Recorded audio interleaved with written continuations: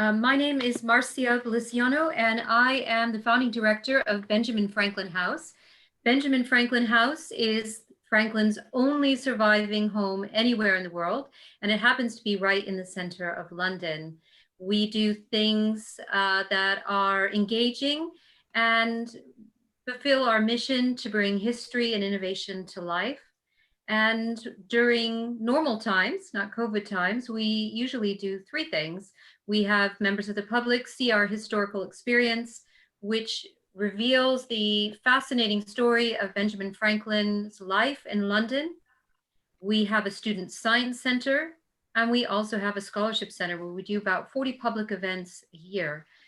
And we have done a presidential debate with Sir Robert every year since 2000, if you can believe that. So it was even before Benjamin Franklin House opened to the public, and it opened on Franklin's 300th birthday in 2006. But this one is a little bit different, like so many of our programs. And worth every penny you pay me. Yes, if we, and we're going to find that penny, Sir Robert. It's hidden somewhere. Yes, well, we have quickly switched to something that would have fascinated Benjamin Franklin by having our programs online. We are doing lectures, a digital book club. We have a virtual Georgian interior for you to see, and events like this have now come online, which allow us to have people on both sides of the Atlantic or anywhere else in the world for that matter. But I don't want to take up too much time before I introduce Dr. Kara Rodway, who is going to say a few words of welcome from our great partner, the Eccles Center for American Studies at the British Library. Let me just say that Kara is interim head of the Eccles Center, and she holds a PhD in American Studies from King's College London, and her research centers on 20th century US social history, popular culture, and the formation of identity. So Kara. Thank you so much, Marcia, and thank you very much for having me. The Eccles Center for American Studies, where, as Marcia says, I'm currently the interim head, exists to support and promote the North American collections of the British Library. And we've long done that through a collaboration with the Benjamin Franklin House on a range of different programming. But the presidential debate has been a real highlight over the past few years, and we're really delighted that even in the midst of the pandemic, we've been able to all come together for what promises to be a really fascinating event. So I hope many of you already know, but the British Library is a major home for the discussion and analysis of US politics in the UK. We have unique holdings for those interested in researching and understanding US politics. And if you'd like to find out more, please do get in touch with the centre. Google us is probably the easiest way. The library's resources are available for all, not just for professional academic researchers, they're available for everybody. And so I'd like to finish my brief welcome by thanking Robert, Bill and Greg for sharing their expertise with everyone today, and to the Benjamin Franklin House team for so expertly putting this event together. And I'm sure I, like the rest of the audience, look forward to hearing how the discussion will go this evening. So thanks very much, everyone. Well, before I introduce Sir Robert, our moderator, I just wanted to tell you how my search went in the papers of Benjamin Franklin today. I was looking to see if he said anything about free and fair election. And here's what I came up with. I found in marginalia of a pamphlet, which was anonymous, from 1769. This is during his time in London. He actually scribbled this in 1770.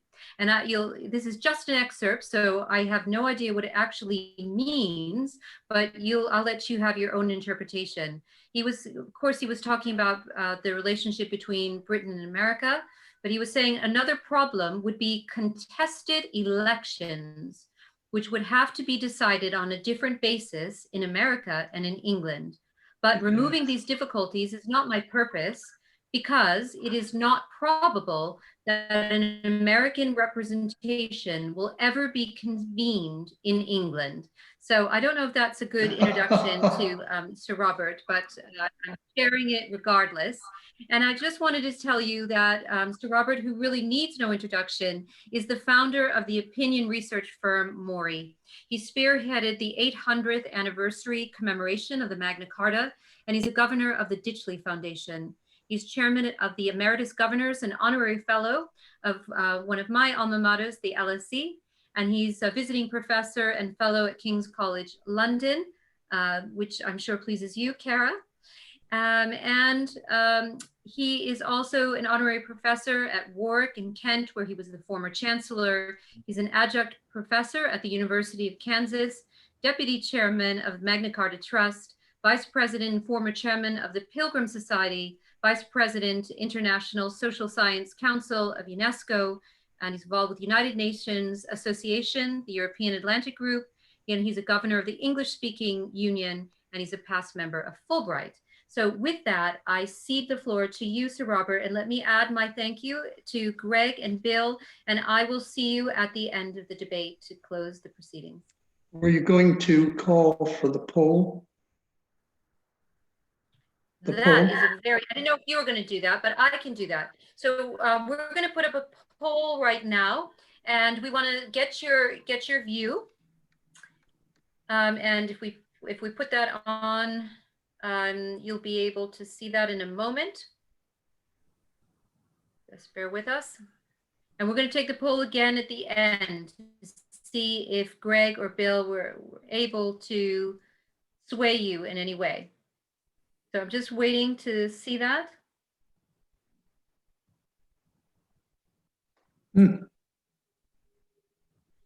It's disappeared. Okay, well, okay, Sir Robert, when we can get it up online, we will, and you'll just interject and we'll take that vote at that time. Now, first thing I have to do is confess. I confess that about 40 years ago, I was the deputy chairman of Democrats Abroad.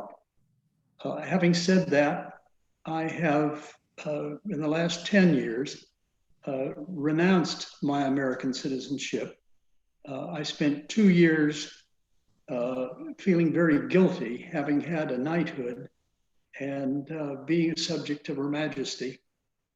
And I had a terrible 2 years deciding whether I should stay a dual citizen or whether I should renounce my American citizenship. So after long and hard consideration, I decided that since I've made Great Britain my home and do a lot of things here, that I really should.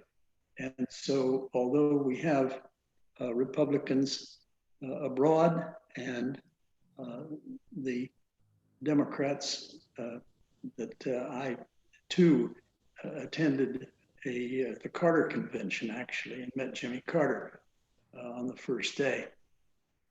But I will promise you that I will be completely unbiased in the organization of the questions that I'm going to put.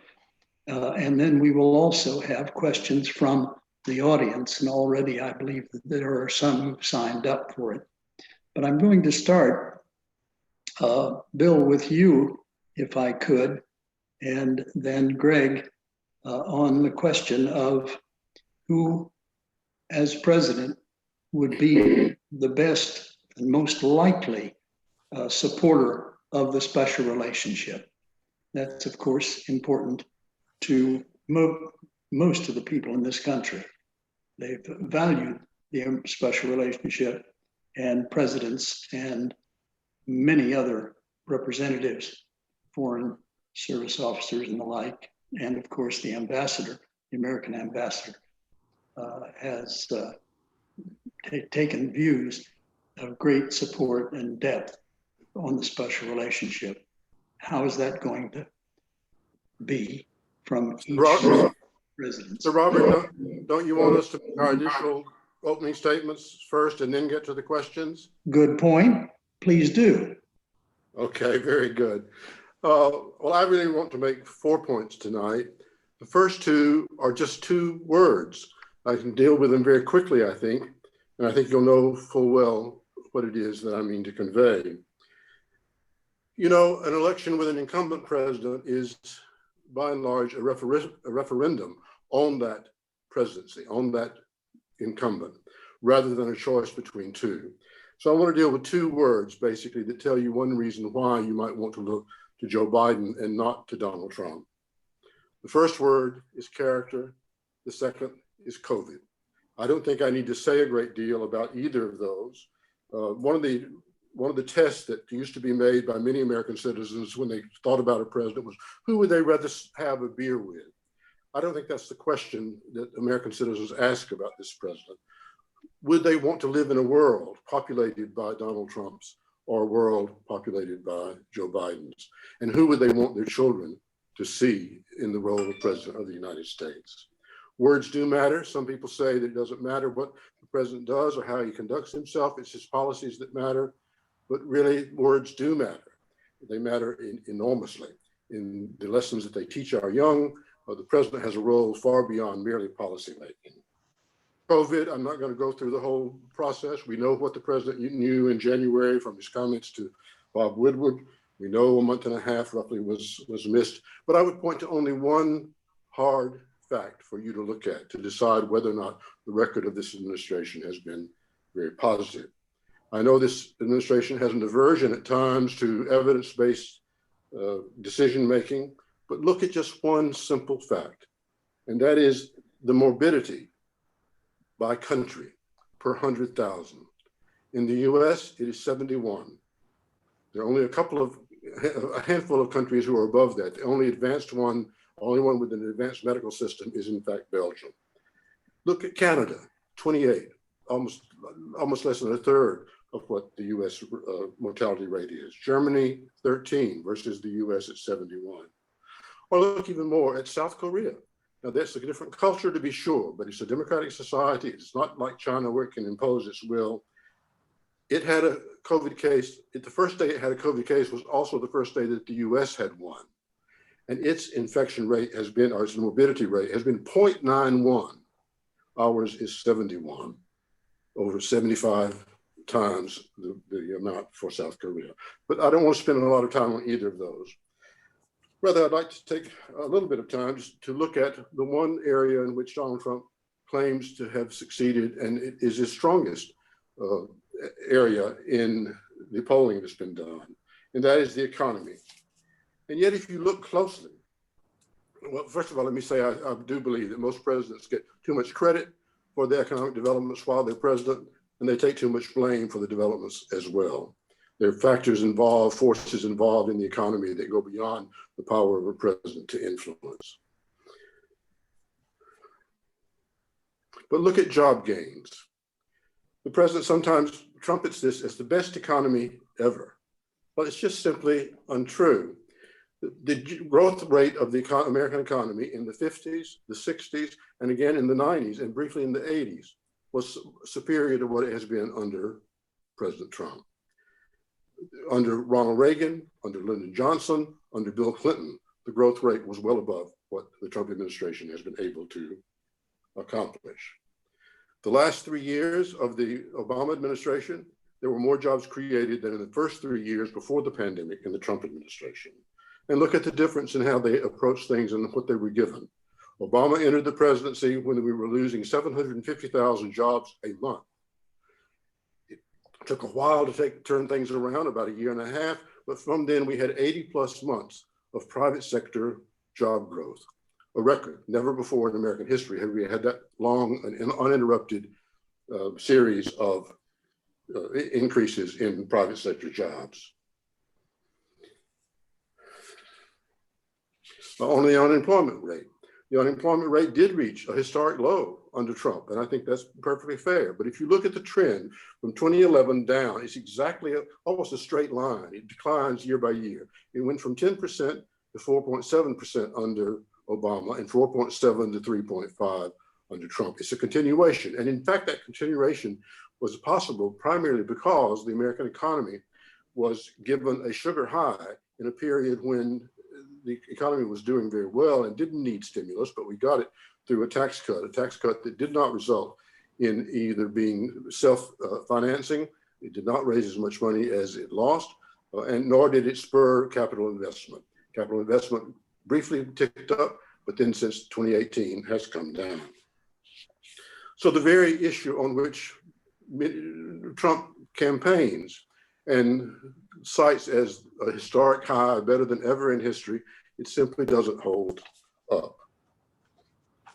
If we look then at the one other area that I'd like to touch upon, and that's foreign affairs.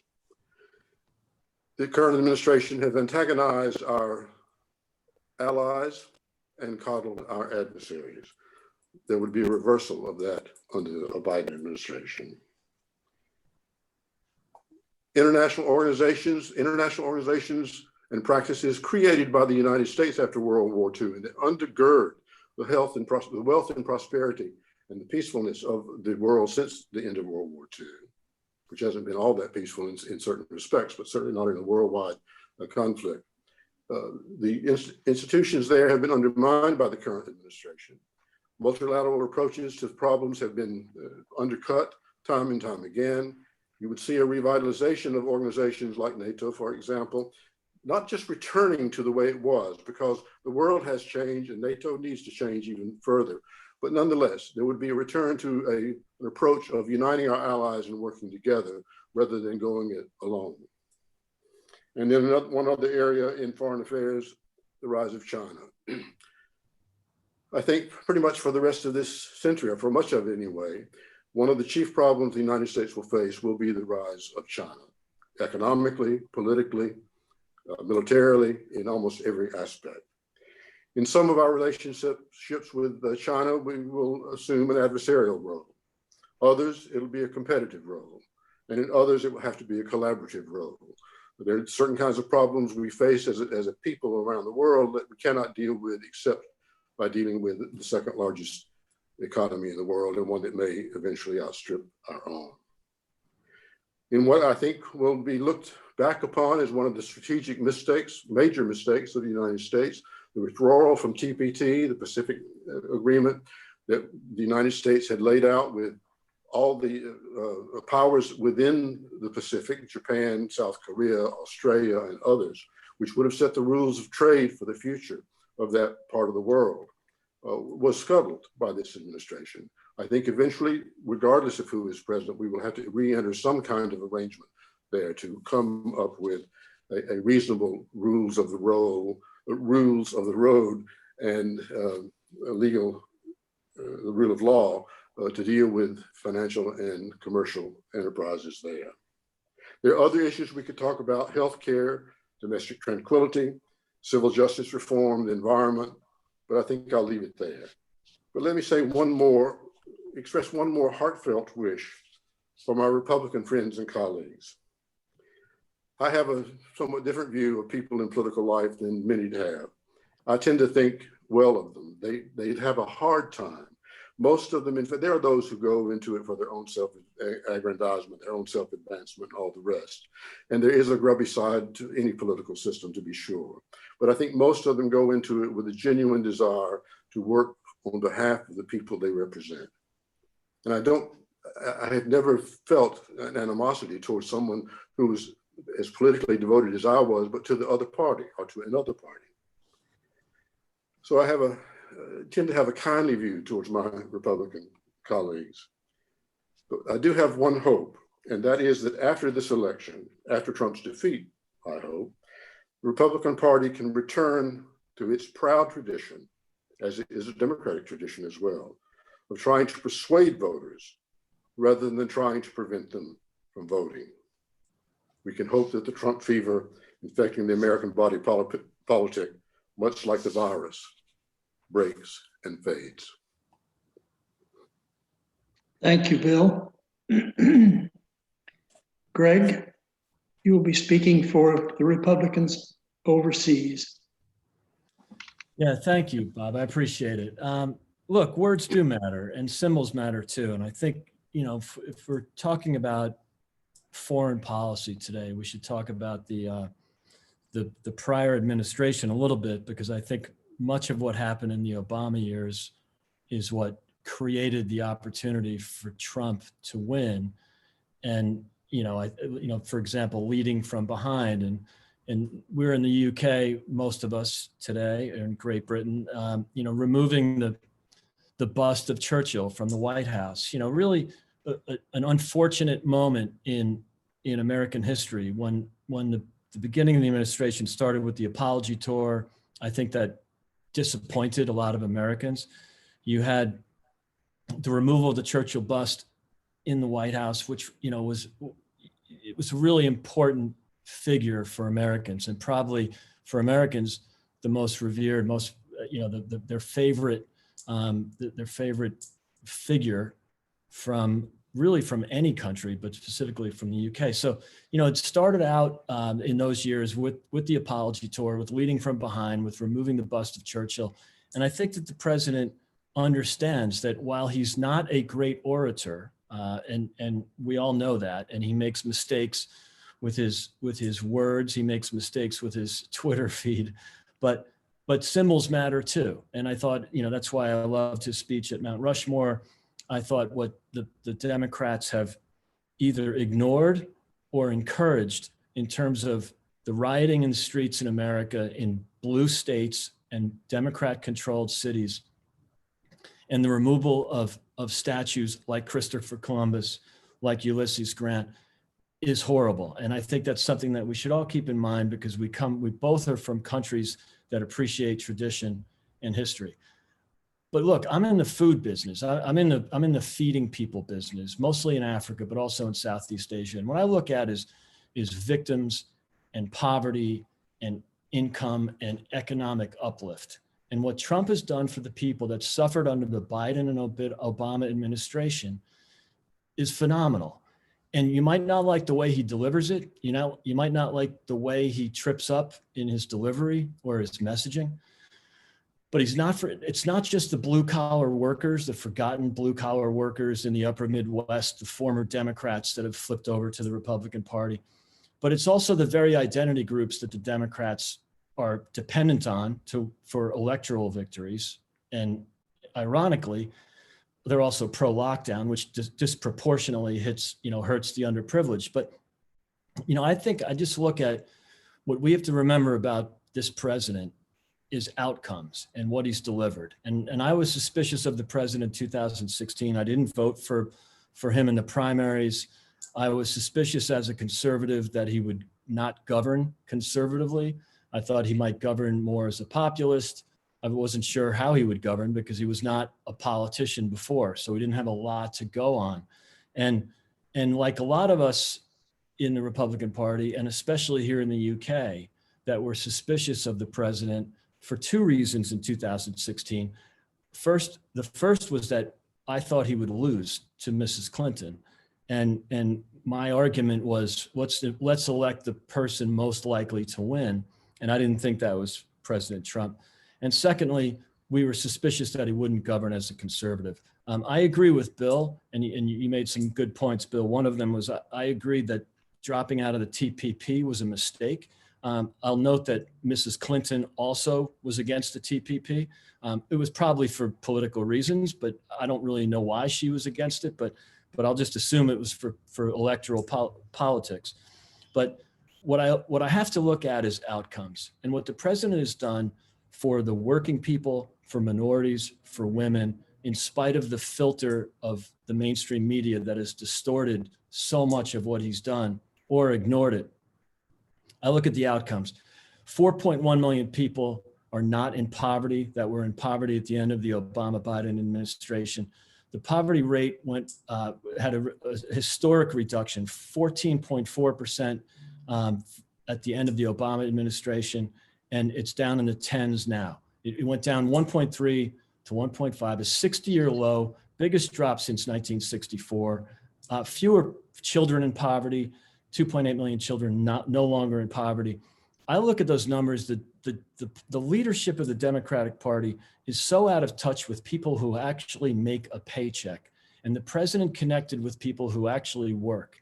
And it's indisputable that the deregulation and tax reform from the Trump years was effective, not only in reducing the taxation and taking money out of the private sector, putting into the public sector, not only did it enable the median paycheck earner in America to have $1,400 more in their paycheck, but more importantly, what it created was growth, and not only in employment, but in wage growth, which you saw none of in the Obama years.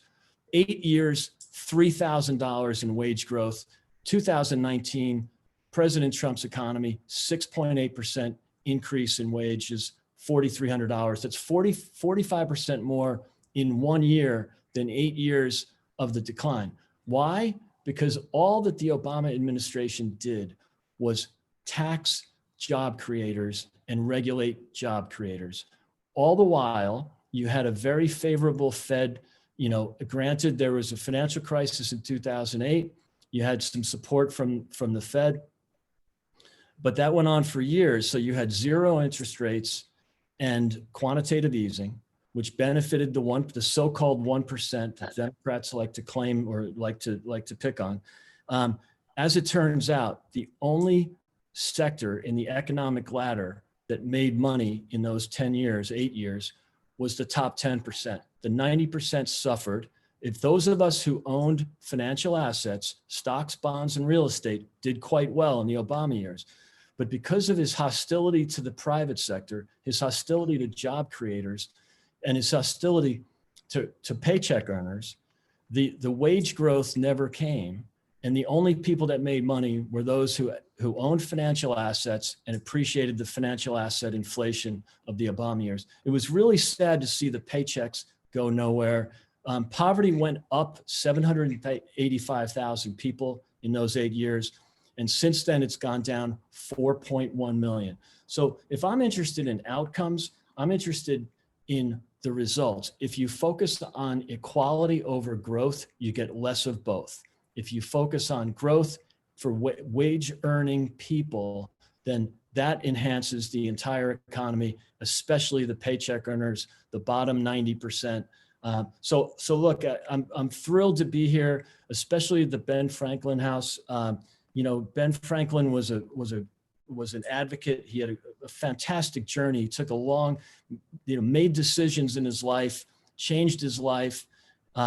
And while not always perfect, he understood that he was imperfect. And he appreciated, even though he might not have been the most devout religious person, he appreciated religious liberty. It's fantastic to see. And I think especially now with what's going on in the US from the radical progressive left, it's nice to see some interest from the conservatives, from the Republicans in maintaining religious liberty. And I think that was important to Ben Franklin. And that's why it's nice to be here tonight. Thank you. Perfect timing. You both had 10 minutes and you both took them very well.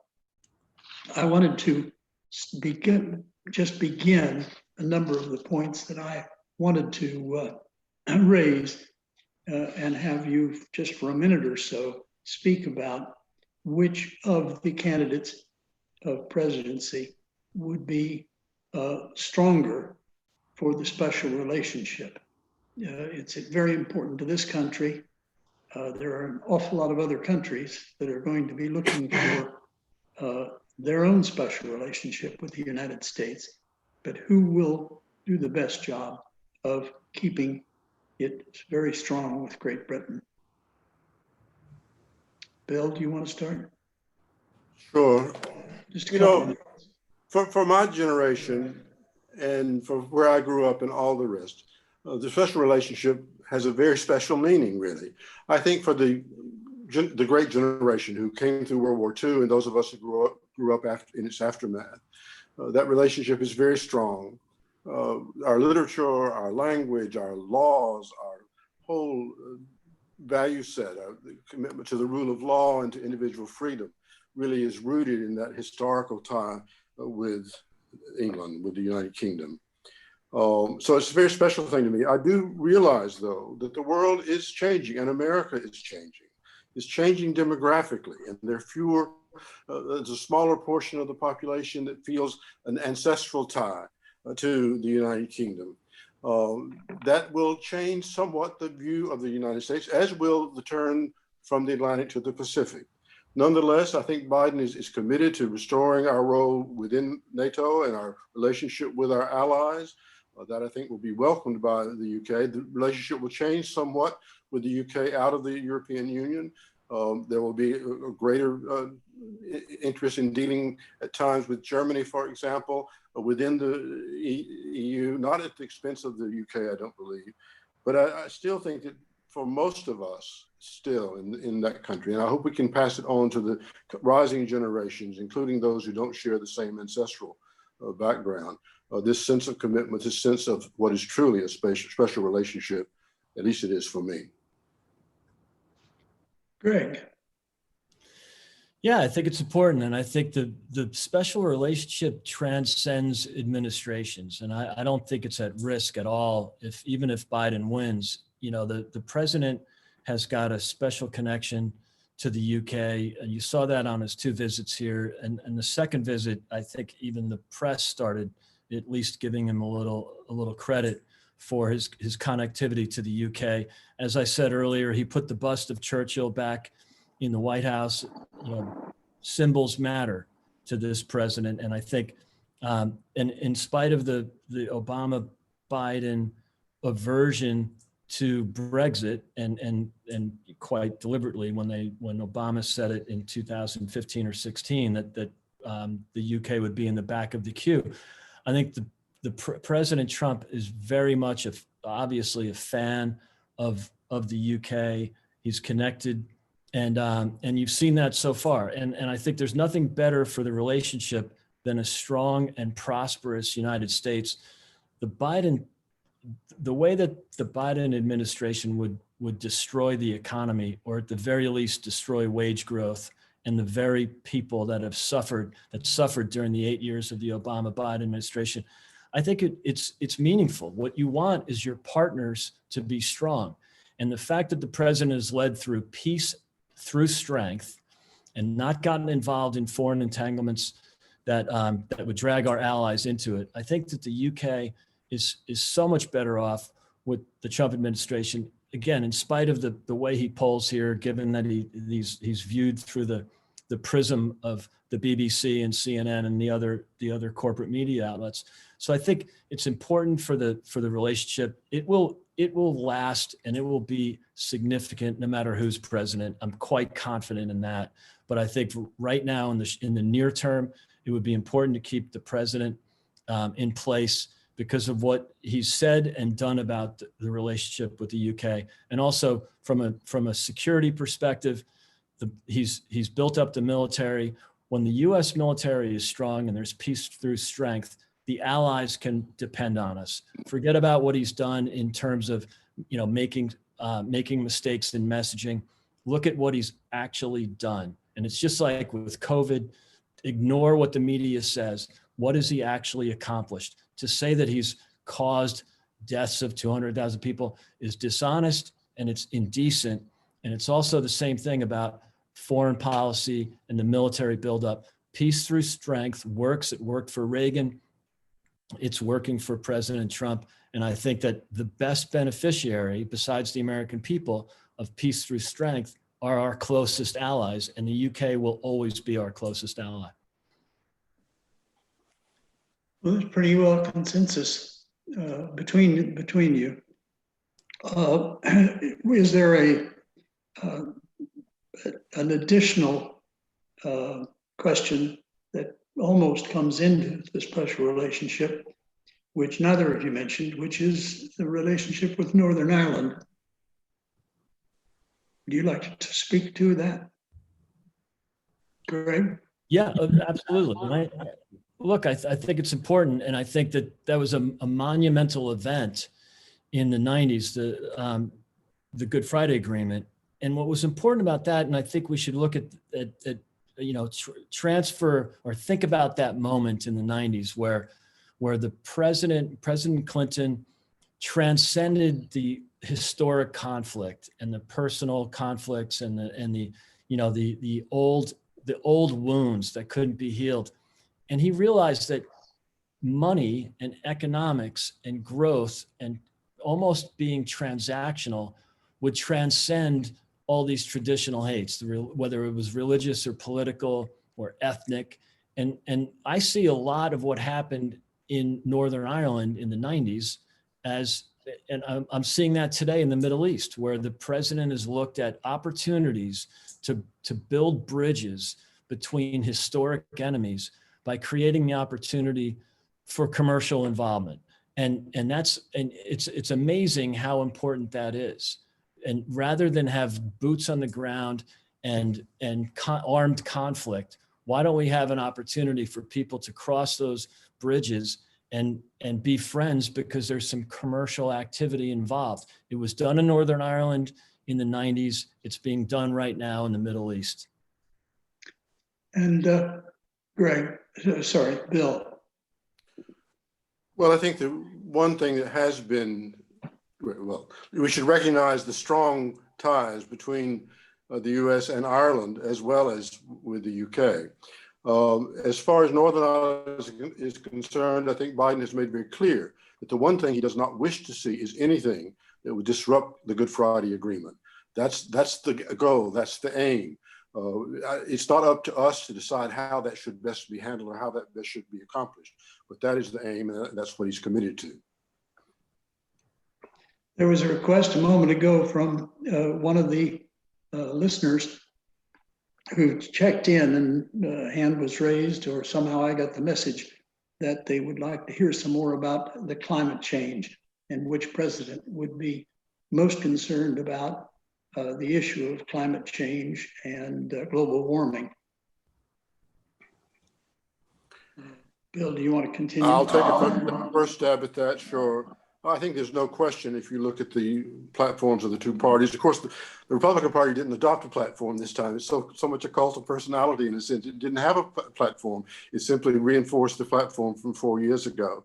But if you look at the Democratic platform, and I would encourage you to do so, it's easily accessible on the web, and look at the section on the environment.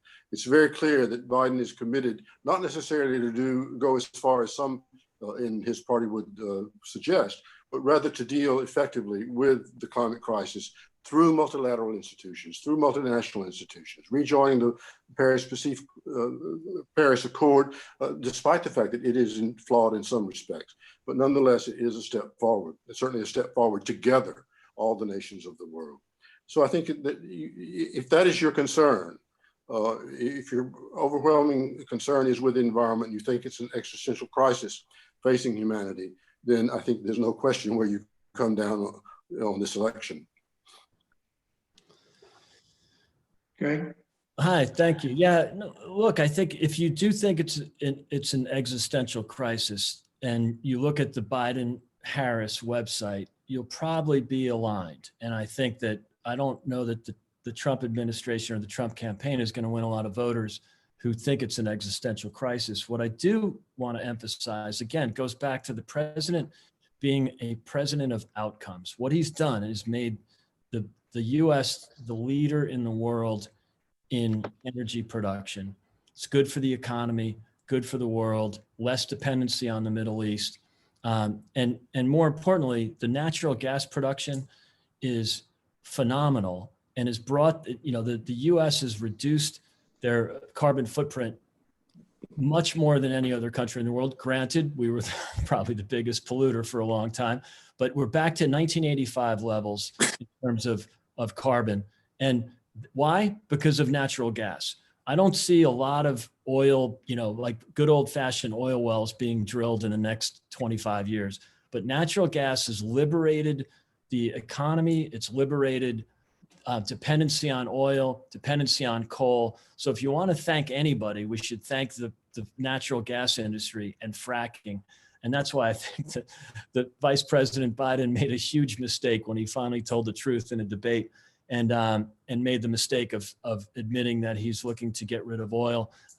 He of course denied the ban on fracking, but that was easily disproven with the videotapes. So look, I think if you're looking for someone to join multilateral organizations at the expense of the American people, then vote for Biden. If you're looking for the industry, the technology that liberates and the private sector that liberates, then you want to stick with President Trump and energy leadership.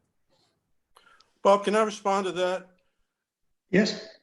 There are a couple of things. First of all, Biden did not say he opposed fracking. He's very clear, and you can go back and see the videotapes, not of the night where he misspeaks, but what he said in the past. It is absolutely true. Greg is absolutely right that natural gas is a transitional fuel, very powerfully needed to be used. We need to get away further from coal, not because we have anything against coal miners and people in that part of the country, but because it's just the most polluting. We were the most polluting before. China is now. India is not far behind. We need to work collaboratively with them insofar as we can, and with Brazil and other countries to harness the energy of all of us in dealing with this crisis. So he's absolutely right about the transitional nature of natural gas and the need for it. On the other hand, innovation is incredibly important to what we're doing. And he's right too, that the US has gone about as far as it would have gone under the Paris Accord. Absolutely true. And I hope that innovation continues. But beyond that is believing in climate change and putting the necessary effort behind efforts for renewable fuels. The market itself will to some degree handle the problem eventually when we can get the cost of renewable fuels down below that of fossil-based fuels. And we're not very far from that now. The question about climate change was requested by Laura Skillen. For your information. I'm on call. That's good. Yeah, look, I mean, I think Bill and I can agree on a lot of things, and natural gas has been a really, a great, very liberating for people on both sides of the argument. But I think that what's important to keep in mind is, the U.S. is embracing, through the private sector, embracing the future energy and renewables. And look, I'm in the feeding people business. We're building groundwater projects in Uganda. We're building solar projects in the Philippines. We get it, but I think that it's important to sympathize with the people who suffer when the coastal authorities decide that our climate change policies are good for America when they're not. So how many people can drive a Tesla? How many people can, afford to eliminate fossil fuels at great expense? And that's why we're building refineries in the Republic of Georgia. It's why we're building refineries in Western Africa and East Africa. At the same time, we're looking to future policies. I don't think the president's averse to that, but if you want someone to join a multilateral group and go to fancy conferences and stay in nice hotels in Davos, I don't think President Trump's the one to endorse that. Because he doesn't own the hotel. Yeah, true. That would be different if he did, So. And a golf course. Ruth Deitch has raised the question about the Middle East and which president is most likely to make the most contribution to what's happening in the Middle East. It's sore on everybody's backside. Sure. Who would you like to go first, Bob? You stopped a moment ago, so we'll take Bill. Okay, please go ahead, Bill. It's a tough one. One of the things that's been true in the past administrations is that the U.S. has played the role of honest broker with some degree of trust on both sides. With Trump, there has been a retreat from the two-nation solution, which is probably the only solution that in the long run will in fact work. And that's my own view. I'm not speaking of a party view now. And we have lost that degree of respect that we had as a trusted arbiter in the region. I think Biden would move to try to reestablish some degree of that trust and some degree of that ability to play the role of honest broker, and would move the Israeli position insofar as he could influence it towards something that would be closer to the two-state solution than what we have now. There are certain things that the Trump administration has achieved. Some of the agreements, though it's fairly easy to get agreements with certain of those states, largely because of their fear of Saudi Arabia. or rather Iran, sorry. I think too, that one of the things that in the area Biden would do would be to re-enter what was an agreement not between Iran and the United States, but between Iran, the United States, Great Britain, China, the Soviet Union, and Germany, Russia and Germany. And to ensure, insofar as we can, that we do not have the emergence of another nuclear power that could try to dominate that part of the world.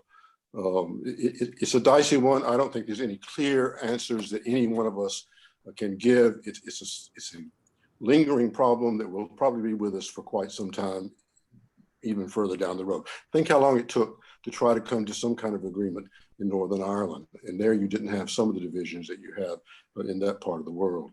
It's a tough one. We've had a question from Wei Hana Chen, and I wonder if it's going to be about China. Can we pick up from Mr. or Mrs. or Wei Hana Chen? Marcia? Caitlin? All panelists, referring to, in general, what? They've taken it off the screen. Oh, economic policies, for example. Don't really understand the question. I might comment on that general area. Moody's has done a study. Moody's, which is not exactly a anti-Wall Street, is very much identified with Wall Street, has done a study of the two candidates' plans and has projected that Biden would create significantly more jobs if his plan is implemented than Trump would. Now, there have been alternative studies. With economists, it's always on the one hand and on the other hand and on the other hand as well. There have been alternative studies that came to a somewhat different conclusion. But I think there is a fair degree of understanding, at least in significant portions of the financial industry and in Moody's, that the Biden administration and the approach that it would take, particularly to further stimulus at the beginning and then some infrastructure, significant infrastructure spending, which will increase the debt for a time. But we have to remember that debt is neither good nor bad in and of itself. If it's used as an investment, just like a family would in a college education or in their house, if it's used as an investment that will pay off future dividends, that's one thing. If it's used, as it was in the Bush administration, for tax cuts and foreign wars, or in the Trump administration at a time of prosperity, cutting taxes significantly in favor of people who, one, didn't need it, and two, businesses that didn't use it then for capital investment, but rather used it for stock buybacks and dividends and executive pay, that's a different matter. The national debt doubled under Bush, it doubled under Obama, but in Obama's instance, it was used to fight a recession, the worst financial crisis that we'd had since the Great Depression, and that's when you should use deficit spending, not when the economy is booming as it was in the early Trump years when he inherited a strong economy from Obama. Yeah, I'm not sure how we got to the economy. I'm glad to stay with that, and we can go back to China. But the economy almost went into a recession in 2015-16. Job growth was slipping. To say that it was a great economy that Trump inherited is just not true. And there was, again, no wage growth for working Americans. The fact that he made the tax cuts and deregulation, to suggest that it didn't reach all Americans, it was, for people who didn't need it. 82% of Americans received a tax cut, and $1,400 went into their paychecks. More importantly, $4,300 went into their paychecks because of the economic growth. Again, when you focus on equality over growth, you get less of both or none of both. So, which brings us to China. Now, we all know the president led in his campaign in 2016 with the trade deficits, the unfair trade practices, what the trade with China had done to the U.S. economy, and especially to the Rust Belt in the center of the country, away from Washington, New York, Boston, and San Francisco, but in the heartland of America. And look, I didn't necessarily buy into that. Being a sort of classic conservative or country club Republican, I didn't really get it. I didn't spend enough time in Western Pennsylvania, in Southern Illinois. I lived in Chicago, spent a lot of time in New York and Boston and the West Coast. And what I realized is he was bringing up a really important point. The unfair trade was truly unfair. It was, you know, there was absolutely no reason for us to gut our heartland and gut the Rust Belt so we could import slave labor or low wage labor from China, which is essentially what we did. I see it in Africa all the time because that's where most of our business is. It's grotesque what the Chinese do in Africa. They should be ashamed of themselves. Not the Chinese people, but the CCP. It's horrible. But with Trump bringing up these issues, which were purely economic at first, we learned about the Uyghurs, we learned about the human rights violations, the security issues, the intelligence issues, and now the rest of the world has come around. For example, with Huawei here in the UK, you know, the New Zealand, Australia, Canada had rejected Huawei even before the US did. So some of these things that the president has brought out, he's not polite about it. He makes mistakes in the messaging, but what he's done to expose the CCP for what they are is brilliant. Let me deal with some of that as well. I mean, one of the great things about the internet is that you can now go and check the facts that you, or supposed facts you're given. It is true that there was a manufacturing recession near the end of the Obama administration, though the service economy continued to do well. It's also true that by far and away, 2014 and 2015 were years of significant growth above anything accomplished in the Trump administration. It's also Any wage growth? Wage growth is the one place where I will give Trump some credit. Absolutely. Working people. I'm just curious about working. And what's the reason for that? It's because the job market was getting tight because of the success of the Obama administration in driving down unemployment. So there again, you've got to give some degree of credit to the previous administration. As far as China, one of the things I think is remarkable is that sentiment against China and the abuses that China has committed against intellectual property and other ways is common. The animus to that abuse is strong in both parties. There's no stronger China hawk than Chuck Schumer of New York, for example. So I think you're going to find that there will continue to be, whoever is president, a tough line taken towards China. On the other hand, I do think that we are far more likely to gain some ground in dealing with China when we go in concert with our allies than when we try to go it alone. That was what was so impressive about the proposal for TPP. And you're right that Hillary Clinton opposed it for political reasons, but the Obama administration and Biden vice presidency supported it. So I think you're going to see in whoever is the president a continued pressure on the Chinese, but you'll also see that in certain areas, we will, as I said, have to be collaborative as well. There's certain problems around the globe that cannot be solved without cooperation of a political power, an economic power as great as China is. Let's see about the chat's saying.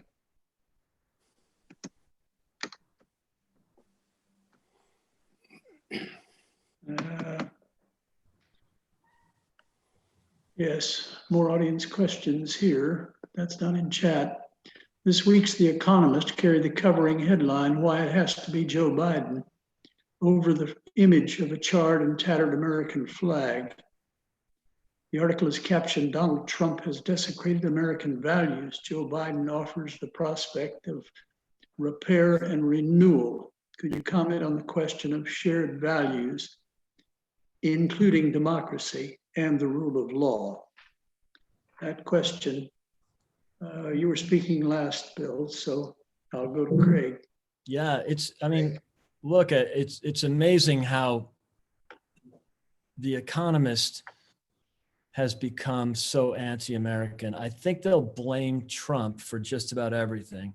And look, I get the messaging doesn't work. His unfiltered behavior, his ability to annoy people, it's not very European. It's surely not very British. And I know that offends people, and I get it. And I wish that he would dial it down sometimes. But what the Economist doesn't understand is, again, he's delivered outcomes, it's not necessarily pleasant. But if you want to talk about democracy, and the democracy in the Obama administration, it's actually worked.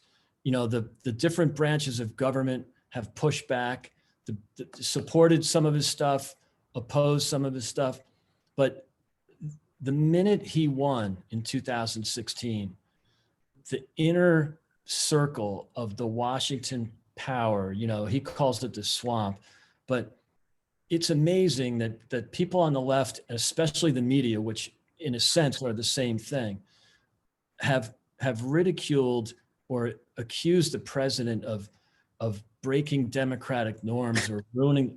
It's just, I mean, what's amazing is the Democratic Party, the FBI, other inner functions in Washington have tried to destroy this president for one crime, and the crime was defeating Mrs. Clinton in 2016.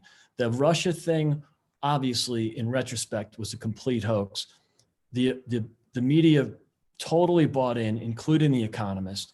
They called things like tax reform unpleasant and untimely, which I found obscene because it benefited workers. It benefited the people on the bottom of the economic ladder, which people at The Economist and the Washington Post and the New York Times have no connection to. They have no idea about people outside of the salons of Georgetown and San Francisco, where people actually work for a living. $1,400 out of their paychecks that didn't go to the government, $4,300 in wage gains. And so it's really important to keep that in mind when the people at The Economist who can work from home because they're writers, they went to the right schools, they can do lockdown and work from their cozy apartments or their houses in Spain. That's not the people that the president represents. I think it's important to keep that in mind when you hear that kind of stuff from The Economist. And by the way, the Democratic functions, the left, the progressive militant left should be ashamed of themselves. They're rioting in the streets, they're defunding police, and then they're saying in Washington that the Trump administration or the president himself was involved in this Russia collusion scam. It's all come out. It's a shame that the media collusion has boycotted the most recent scandal about the Biden cartel with China, Russia, and Ukraine. It's a shame. It's probably too late. I know the Daily Mail came out with it yesterday, but The Economist, I shake my head when I read that magazine. Bill? Yes. You know, I think Greg has bought more of the Trump line than anything in 2016 would have suggested that he might. I've lost my train of thought.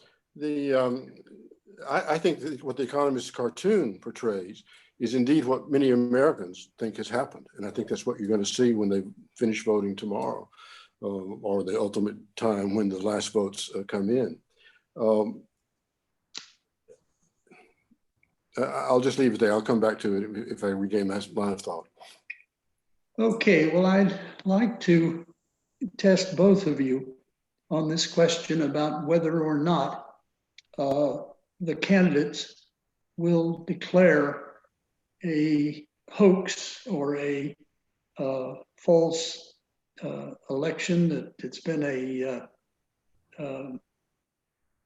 there's so many names for it, I can stumble myself here, that it's an unfair election, that if it happens, I've heard people talking on both sides that it will be a scam and it will be a failure, and it needs to be effectively taken to the Supreme Court. And of course, the president was very quick to put somebody into the Supreme Court. And there was a question about how appropriate that was, but that's not the issue that I'm really putting to you. It's the issue of, are we going to know about the result of the election a day after the election? I think Bill and I agree on this. I don't expect Pennsylvania's results to be in for at least a few days. I think Florida is ahead of the game a little bit because they started counting ballots early. and they seem to be a little more organized in Florida. I just think Pennsylvania, given that they can accept ballots for 3 days after the election, I'm not suggesting whether that's right or wrong. I don't think they're set up to digest a lot of ballots in a short amount of time, because they won't start counting the ballots till the day of. So I think we have to be ready if Pennsylvania becomes the critical state. Now, if Biden wins Florida, I don't think Trump can win. So I think if Biden wins Florida, we can just kind of say, all right, let's wrap it up. I mean, assuming that Biden wins a couple of the upper Midwestern states. If Trump wins Florida, which I think he will, then it becomes, okay, you need Pennsylvania, or you need the combination of Wisconsin and Michigan or something like that. Sure. So I think Pennsylvania is important if Trump wins Florida. If Biden wins Florida, my guess is it won't matter quite as much. Just one quick comment, because I did catch up with my train of thought a while ago. Greg was talking about the benefits of the tax bill going to the average person. I hope that people will go and check online exactly what proportion of that tax bill, where the benefits went, and then you'll see what the real picture there is.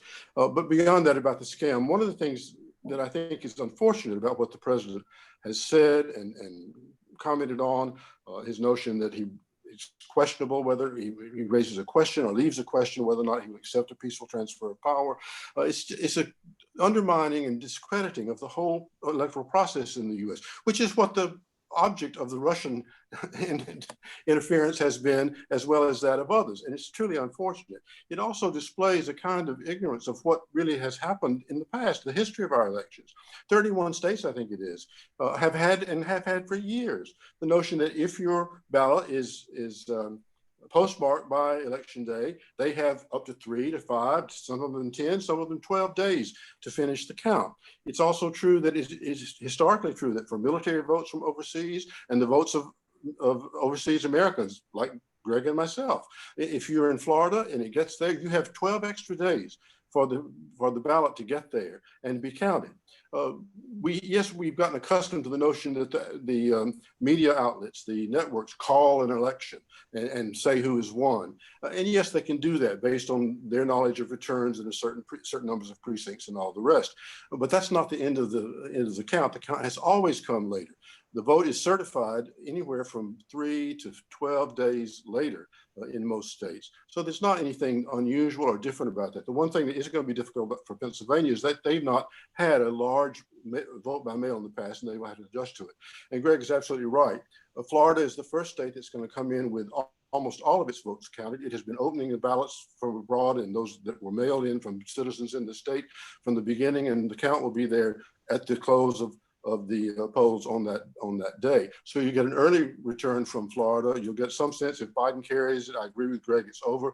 If it doesn't, then you've got to look to other states, Georgia, South Carolina, North Carolina rather, both of which will report fairly early. Pennsylvania may be days before we know the outcome there, simply because of the way they're set. Also with Michigan and Wisconsin, interesting enough. And if Biden fails to carry Florida or Georgia or North Carolina, if he gets back those 3 states, Pennsylvania, Wisconsin, and Michigan, he wins anyway. Or he can lose Pennsylvania and take Arizona and then Nebraska, the one district in Nebraska that votes by congressional district, awards its electoral college vote by by congressional district. So it's going to be an interesting night. Arizona in the West is also one of the states that is also counting votes as they come in and will have an early return. But of course, they're in the West and you'll hear their returns much later. Neither of you mentioned Texas. Yeah, no, look, I mean, it's a great question. I think we found another thing that Bill and I can agree on. I mean, Texas isn't what it was 5 or 10 years ago. Beto O'Rourke, who's basically a socialist, at the very least a socialist, almost beat Ted Cruz in the Senate race in 2018. Granted, 2018 was a good year for Democrats, but it's not as reliably read as it was, for the last 20 years. And I'm going to say this politely. Those of us on the call are old enough to remember that Texas was a good old boy Democratic stronghold. That's a generation ago, at least. And so, it's changing. And I wouldn't count on Texas as reliably red for the next 20 years, but I think I don't think it's ready to flip. It might be someday, but I don't think it's ready. But there's two reasons I don't think it'll flip this time. One is Biden. Well, two things. One is Hispanics are really trending towards Trump, and there's a huge Hispanic population in Texas. And two, and again, he doesn't have to win Hispanics. He just has to not lose them by 70-30 or 75-25. And the second thing is when Biden in the Vice President Biden in the debate 2 weeks ago, he got tired. He was on point. He was, even with the messages in the first hour that were downright fabrications, he delivered them efficiently enough that either nobody noticed or nobody knew that he was lying. But when he got tired in the last 20 minutes, he just made a mistake. And that mistake was telling the truth about oil. And how he got roped into that, I don't know. But he stumbled. He told the truth about oil, which kind of moved to the fracking argument, which was proven later. So that obviously, if Texas was close, Texas is over. If you pick on oil, you pick on gas, you're going to lose Texas. Pennsylvania, I'm not so sure, because there's enough. It's close enough in Pennsylvania where I don't know that necessarily flipped Pennsylvania. But Texas is maybe not. It's not this time, Bob, and it's a great question. But I wouldn't be surprised in the next presidential election that Texas could possibly go blue. I think Greg is probably right about this time about Texas. I'm not sure I'd agree with his analysis of why the demographic change is working the way it is.